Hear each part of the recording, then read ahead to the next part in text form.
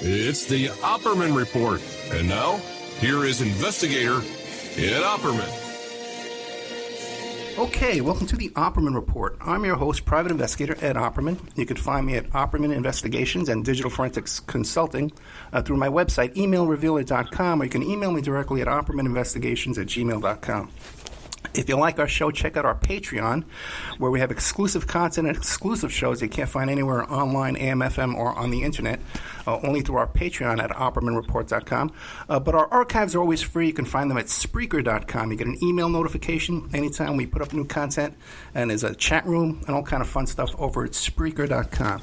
I'm very excited about our guest today. We have Carl Colby, who runs carlcolbyfilms.com, and is also part of this group here called the OSS Society. Did a remarkable film about his dad called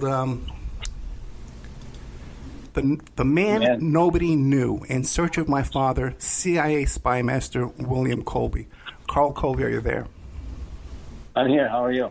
I'm very good. Thank you so much for coming on the show. I just watched the film, and it really moved me, like I said before. Tell us about yourself, though. Who is Carl Colby?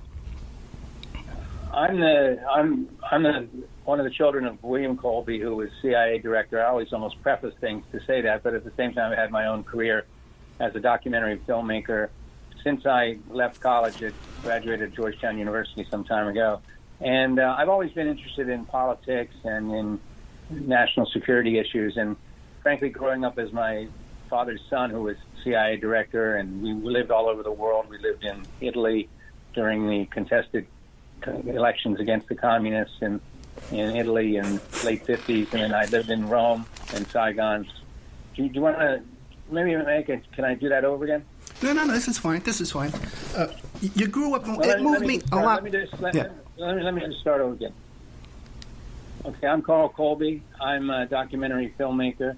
I specialize in making profiles of people, and probably my biggest, most exposure film was a profile of somebody I never thought I was going to profile, but it was my own father. And there's always a great father-son story to tell. Most people have one. And mine happened to be particularly interesting because my father was CIA all his career. He was OSS, jumped behind enemy lines in France and Norway, winner of the Silver Star, Bronze Star, and then became the ultimate CIA operative and later director of the CIA. So I finally made a film about him, and it's called The Man Nobody Knew, In Search of My Father, William Colby, CIA Spy Master. And you can find that at firstrunfeatures.com. I basically, like Ed is a private investigator, I kind of felt that way about making a film about my dad. Because how do you make a film about a spy, about somebody who doesn't like to be photographed, doesn't like to be quoted, likes no one to write anything down? He's the one asking the questions, not you. And so it's been a great ride, and I basically specialize in doing films about military, national security issues, and sort of the cutting issues of the day. In the film, you start off, you talk about your dad and how you would go into his dresser drawer and see all his important stuff, you know? That really moved me because it was very similar with my own dad and his box of important things that he had. You know, I used to love to go through when I was a kid. And you grew up in Saigon at the beginning of the war. Right. What was that like? Well, we lived across the street from the palace, and actually there were two coup d'etat attempts. One was a aerial bombardment of the palace that blew up our house. Half the ceiling fell on the floor. And you'd think that I would have been terrified, and my family would have been scared to death living there. But I remember after the bombing attack, I was at school, and they said, "All right, everybody go home early." And they all looked at me like, God, I wonder if his parents are dead, because they lived right next to the palace, and everybody knew the palace had been bombed. And I went through the park collecting shrapnel because I thought I'd do a little show and tell the next day at school about give a little report about the attack. And I walk into the house, and it's really quiet, dark, glass and plaster all over the floor. It was an old Art Deco house, and really the house was shaken to the core. And I was beginning to get a little worried then. And suddenly my father popped his head out from behind the dining room and said, Hey, sport, good to see you. Come on in, we're having lunch, we're having pasta.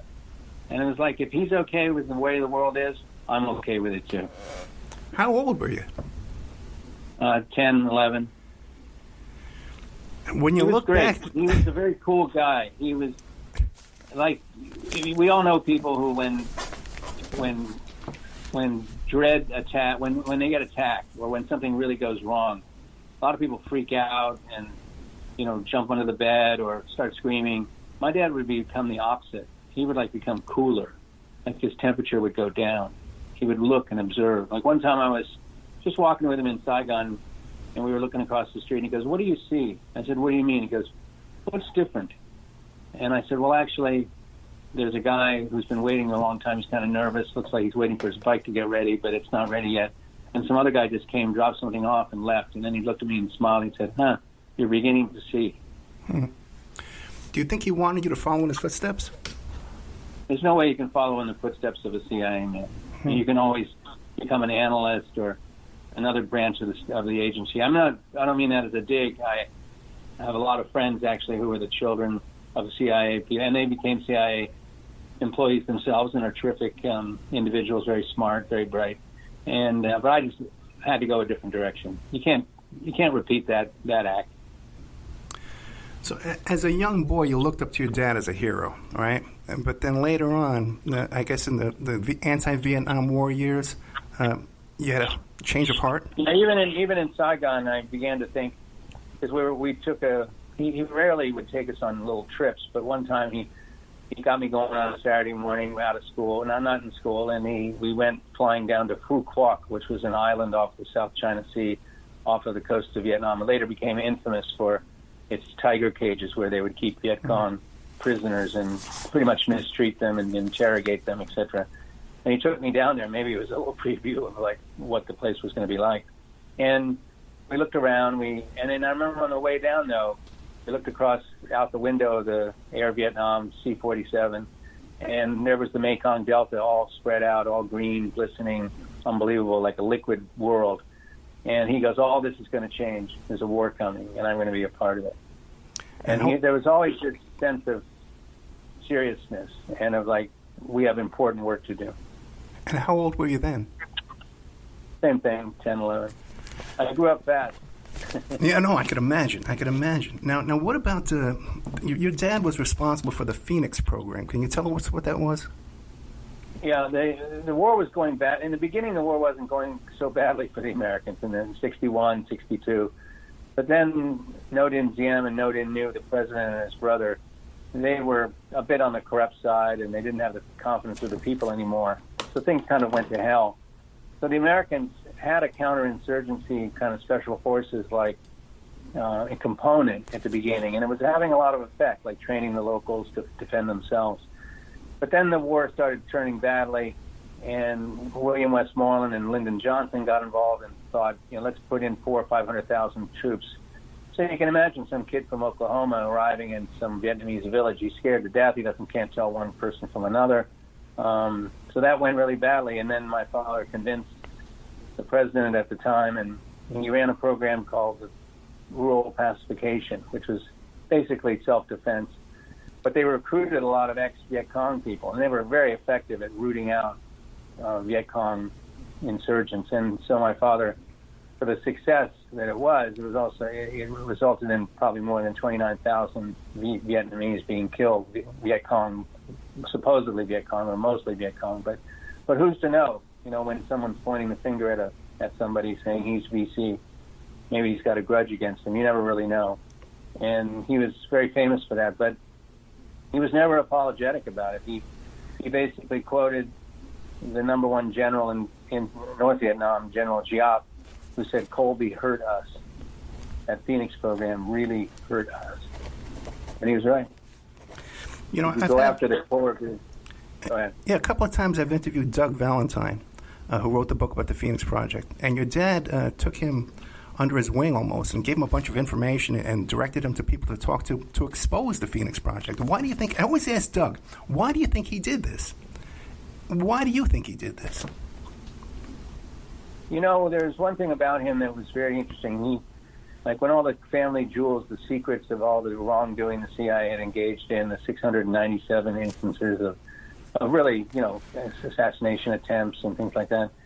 I think he said, I remember arguing with him. I said, you're not going to tell him all this stuff, are you? And he said, yeah, let's air out the dirty laundry. Let's air it out and it'll all come clean. And he kind of believed in the reasonableness of the American people. I remember telling him, forget that. They're going to barbecue you. You're going to be roasted. It's like throwing kerosene on the fire. But he didn't believe that. He believed that if you got the full picture, warts and all, then you'll make the right decision.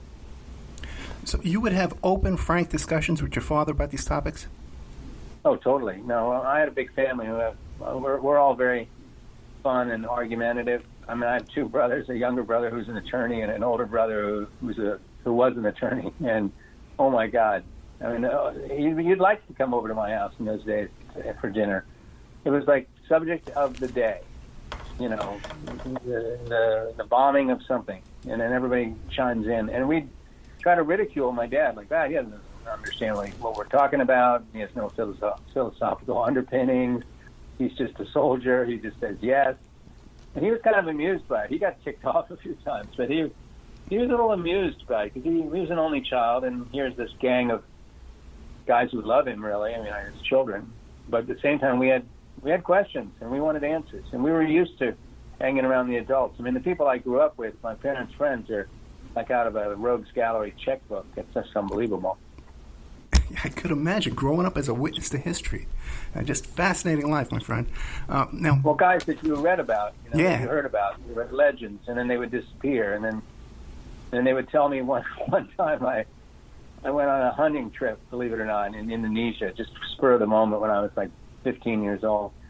And I went on the trip and I mentioned this really interesting guy who seems to know him, and he's so great. And he said, I said, Mr. X, Mr. whatever. And I said the guy's name, and he goes, that's very interesting. Never repeat his name again. Wow. In other words, the guy I'm talking about was undercover, so I might blow his cover. And little things like that, I felt like I was part of the team. I wasn't Jason Bourne, but I was part of the team. Oh, sure, I can imagine that. You must have been like a hero worship. Your dad's a spy. Well, you got hero worship, but then it started. During the height of the Vietnam protests and all, it was pretty nasty because there were posters around town with him in the Ace of Spades, comparing him to Heinrich Himmler, the head of the Gestapo, and so because of the Phoenix program, and so I had some real doubts. I was like, is he just indiscriminately killing people? I mean, and then he would say, it's war. It's not a picnic. It's war. It's not pretend. At the same time, I thought, well, to what end? To what end? And then we lose the war, so what happens? But it's almost like he had the capacity to feel great empathy for thousands of oppressed people, seriously. But then when it came to his own family, it was like, he was kind of cold. Otherwise, he would have been a regular guy. My mother one time complained, he's not romantic. Why did I marry him? I could have married some fun guys who'd take me dancing at the country club. And I said, that's right, Mom. They would have taken you dancing at the country club. And you would have been the belle of the ball. And you never would have lived in Rome and Saigon and mingled with kings and princes and popes. And she said, you're right.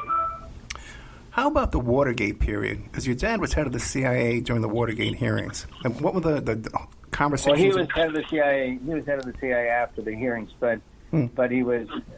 No, I correct myself. He was head of the CIA. Richard Helms was in the CIA, and then Schlesinger, and then my father.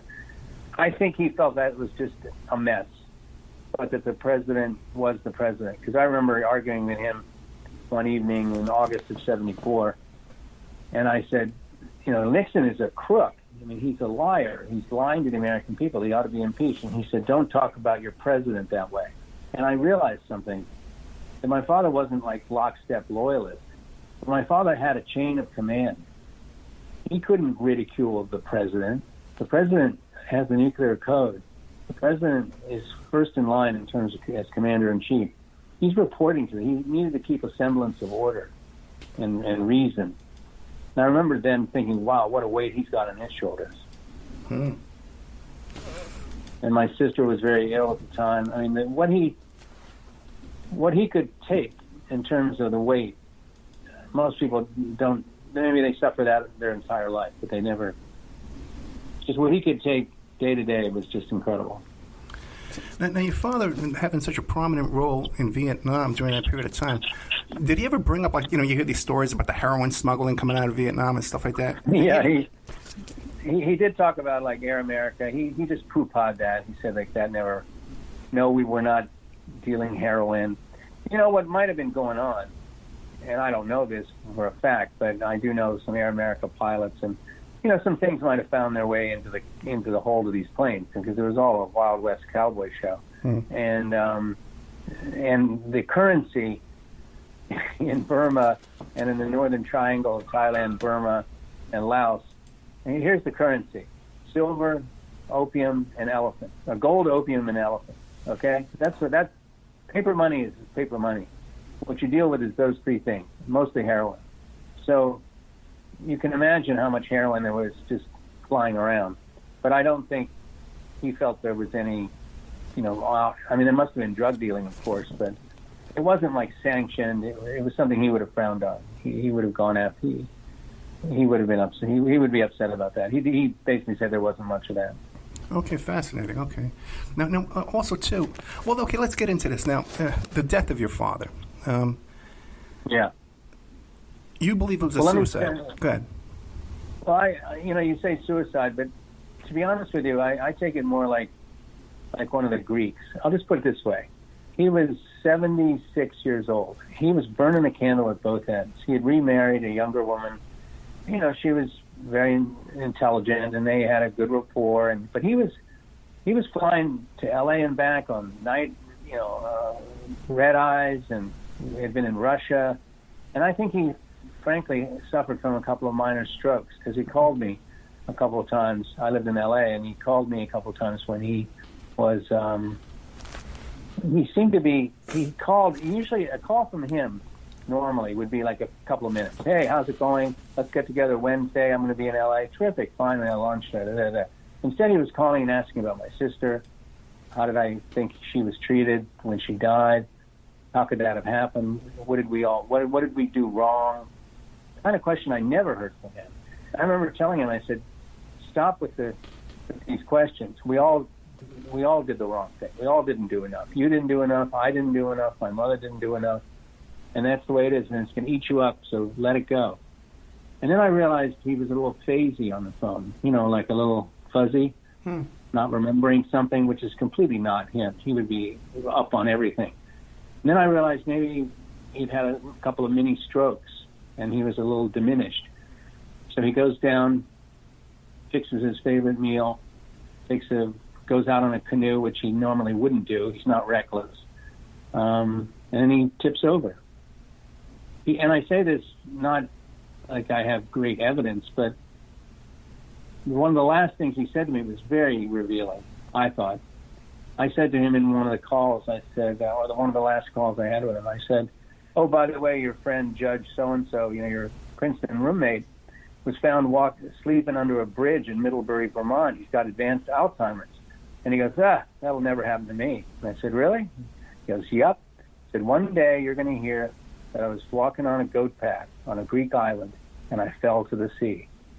And I said, what? Like that? He goes, just like that. Wow. Now, I was reading... there's I have a cameraman who's terrific, John Napolitano. I'll give him a plug. Veteran, Marine, fantastic. And he told me once, I don't know how we got into it, but we drive around, going to shoots and things. And he said, I'm not going to end up in one of those retirement places.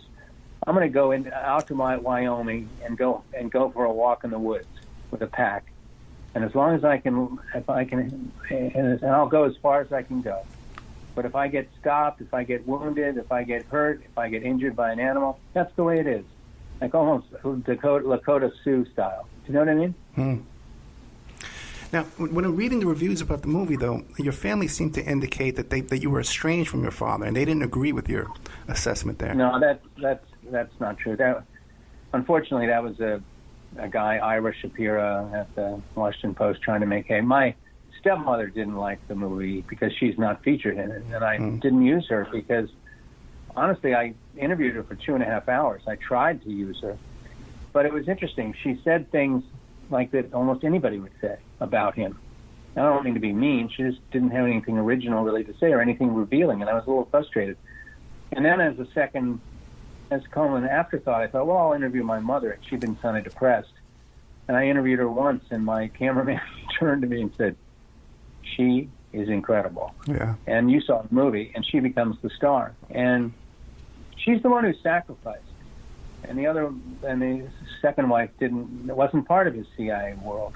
She came afterwards. So she objected to parts of the movie, but because she's not included. But then my family, we all get along. They don't like hearing the word suicide. But nobody that I know who is very serious thinks that he was killed. And I'll have to say, what did my dad say about killing one time? And I don't know how I got around to asking him this one time, but he said, if you really want to kill somebody, you don't go through some elaborate plot. You just kill him. You hire a Sicilian guy. He comes over. He's not in any American record books. There's no fingerprints in the United States. He obtains a gun. He shoots the person. He leaves that afternoon out of Baltimore, and he's back in Palermo. End of story. You don't go through some elaborate charade of a boat and a canoe and, all right, let's plant this here and plant this here. Things go wrong. The frogman, it's kind of these stories. Frogman, right? I mean, what's the point? Yeah. He hadn't been director for 20 years. I mean, did he have enemies? I think all of us have some enemies. He probably had dozens of enemies, maybe old Viet Cong guys or disgruntled CIA people, but I just kind of doubt it, frankly. Well, how did he feel about his successor, George Bush? It's a touchy situation because I think he personally acted like he got along with him and all, but he kind of thought he was a lightweight, actually. And I think he was removed. I discovered later that my father was really hurt and angry, really, about being dismissed from the CIA by Ford and then Bush coming in. It wasn't really against Bush. It was more like he didn't want a political person in there, and he got the ultimate political person who built the Bush dynasty, and that was the beginning of it. I think he wasn't a member of the club anymore. Can you imagine how exclusive the club is? 18 people who have these secrets every day, who read the president's brief, who know everything that's to be known. And suddenly, nope, your name's off the list. Hi, who's calling? Yeah, that must be devastating. Yeah. I mean, it'd be like in Hollywood if you suddenly had some horrific problem, some exposure problem or some scandal, and then nobody will talk to you again, ever. You're out. In the foreword to the book, The Franklin Cover-Up, with John DeCamp, he says that this investigation never would have taken place if it were not for Bill Colby. Did your father talk to you about investigation? Yeah. Which investigation? Well, the whole Franklin cover-up situation with John DeCamp, Senator John DeCamp? I don't know that. Oh, you don't know about that? John DeCamp?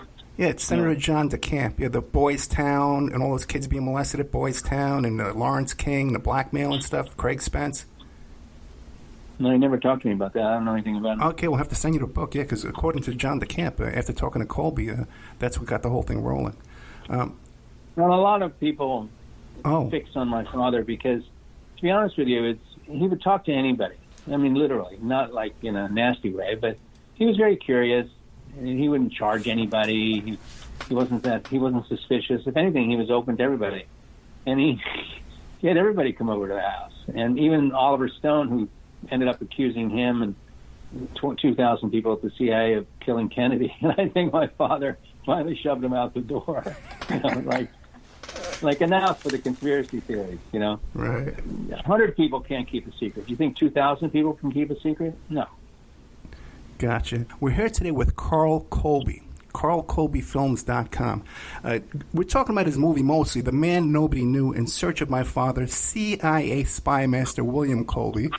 I don't know if you're breaking any laws, but he just admitted some stuff to me off the air a minute ago. I'm digging through his dad's briefcase, man. My God. What was that like? I can imagine. What was that like? It was really special. And to have a dad that you thought you knew what he was doing. Then you realize you don't know. Are you being lied to? Little lies? I'm sure I was lied to with little lies, just to put me off the scent. But then other times it's like he was using me as a sounding board. What do you think of whatever sport? And, what do you think of that? Like, it's almost like he was bouncing opinion back. I remember once he told me we're like a $30 billion black budget operation that produces a newspaper every day with an audience of one. And it better be good.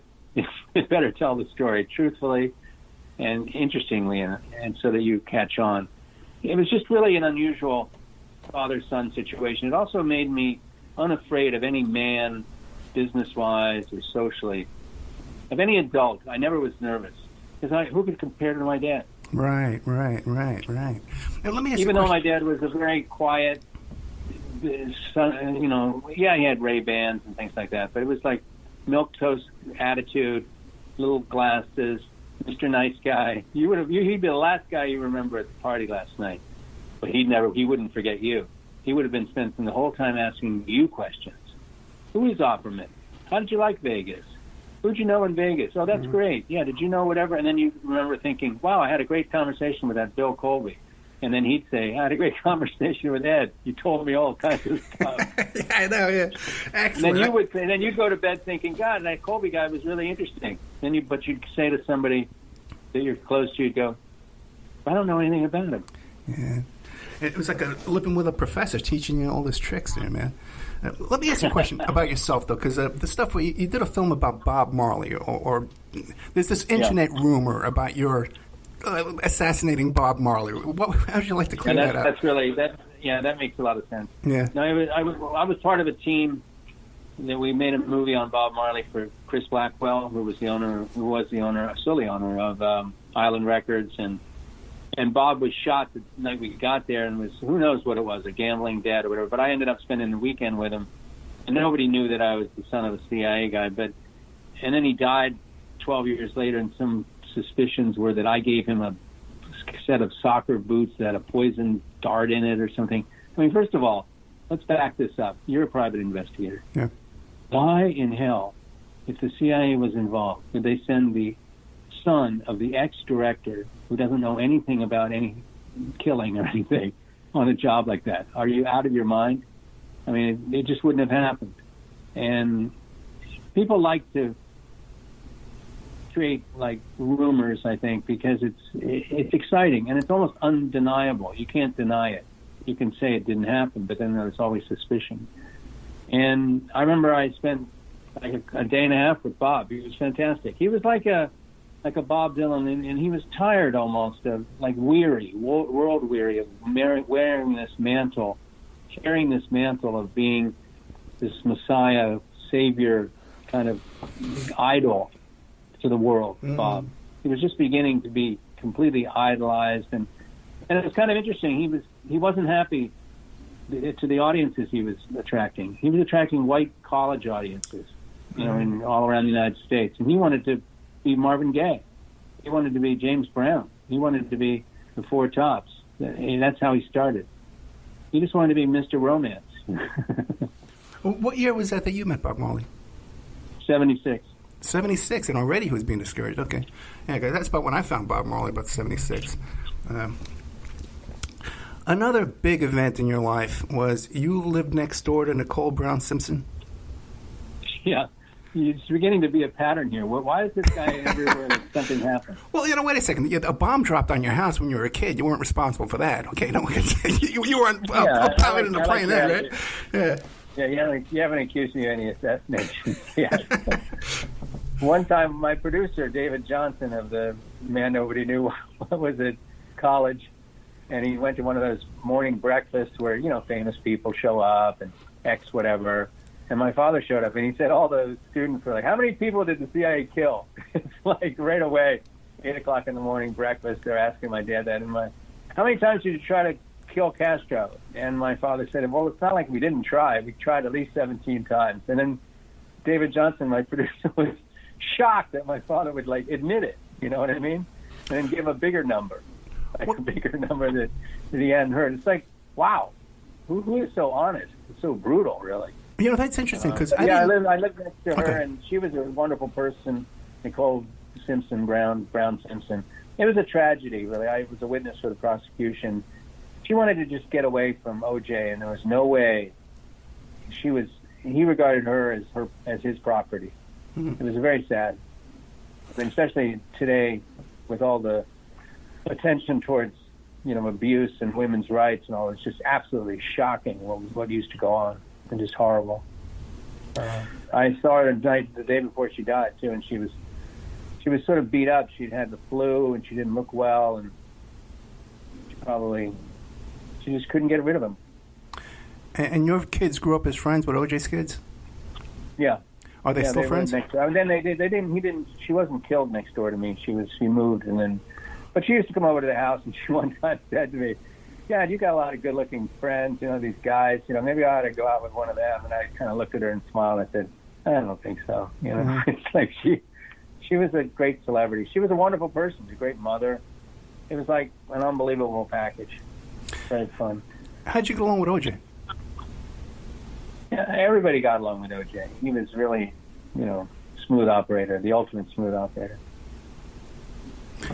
You hear all these stories about OJ being involved in coke dealing and stuff like that. Did that ever come up? Any indications of that? No, I never got any sense of that. I mean, he was pretty successful with his football. He was an announcer, and he had a lot of sponsorships. Hurts, yeah. I can't imagine. I have nothing to say about drug dealing, but I never heard of any of that. I mean, he was doing pretty well. He had a great house. He had a broadcasting deal. I know that. So, then there was the LA Times used to publish around Thanksgiving. They would publish a picture of him in a black tie carving a turkey with a huge knife, and then right after the death of Nicole, that commercial never ran again. oh my God! Yeah, that's talk about they're like those AIDS-reducing pills that they used to have, those diet pills back in the 70s. Well, tell us about the OSS Society and these films you're doing for them. Yeah, I've been really having a fascinating time. I have a great friend, Charles Pink, who's opening a new museum in a couple of years out near Dulles Airport in Washington, in Northern Virginia, called the the National Museum of Intelligence and Special Operations, and it'll be full of exhibits and interactive displays. And so I've been going around interviewing people and making films about World War II, and so this film, Operation Overlord, has been getting a lot of play. It's about the OSS and the battle for France. A lot of period footage of the struggle before, during, and after D-Day, and it's really incredible. So I'm having a great time, and I made a film about Jim Mattis, who was terrific, called Call Sign Chaos. You can look at that. You can look that up on the internet. It's almost got 100,000 views now, so it looks good. Well, can you describe what's in that movie, the Jim Mattis movie? It's Jim Mattis and David Petraeus talking about him. It's a couple of old Marines, and then it's basically like a little mini biography of him, how gutsy he is, and it's got a lot of action scenes. It's pretty cool. And any Marine who's listening, I think, would really enjoy it. Did they get into any of the stuff about him working for Trump?